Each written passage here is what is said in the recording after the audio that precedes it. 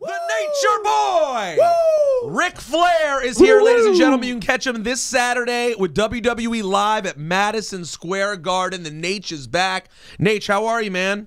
I'm great, buddy. How are you? I'm good. I want to introduce you to my partner in crime here, Ebro, who's also a fan of your work. Hey, Ebro, how are you, buddy? I'm doing great. You know, my big get with having you on the phone is to ask you about what's happening right now with the rap world, the hip-hop world.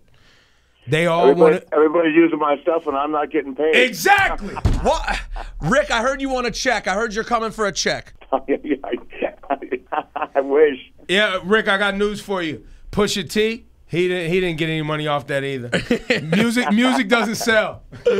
Are you flattered by it though, by the amount that people use your name in hip hop? Yeah, I am. I guess I don't dwell on stuff like that. I am flattered by it, but I don't listen to that music that much. But everybody keeps me informed. Yeah, there's lots of woo going on right now in music. There's a lot of it. Ric Flair. Yep. So speaking of checks, Ric Flair, you know I need some advice from you. Because you've been married how many times?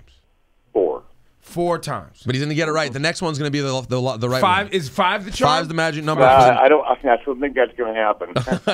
I've learned my lesson. Well, you've had to cut some serious checks, right? Some major checks.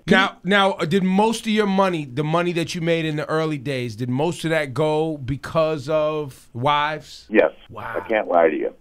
Wives and lawyers. Well, yeah, lawyers' fees, of course. Well, so here, Ebro's having a baby in August. And me and my woman are not married yet. Yeah. Well, I'm not the one to give advice. Well, I was just going to say, should I even bother with the marriage after you've struck out 4 times? You didn't stop at 3. You went for 4. Yeah, I would.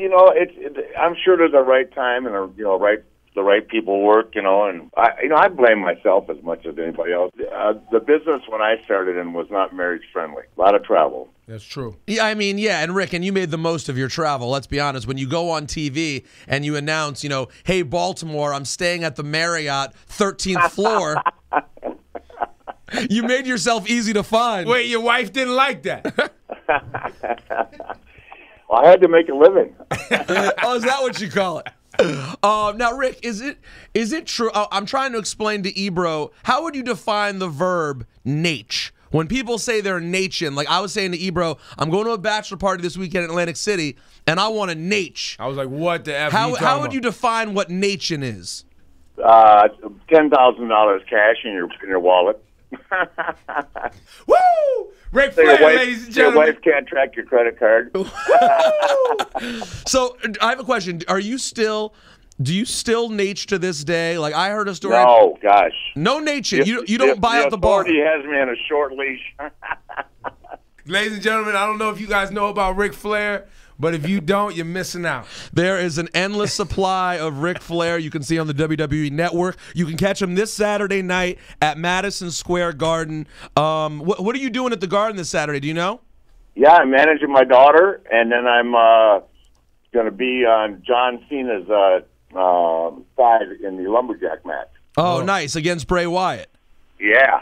How proud were you of that great match that your daughter had a few weeks ago on NXT? It is the most remarkable thing I've ever experienced in my career, personally or otherwise. She is pretty impressive, Nate.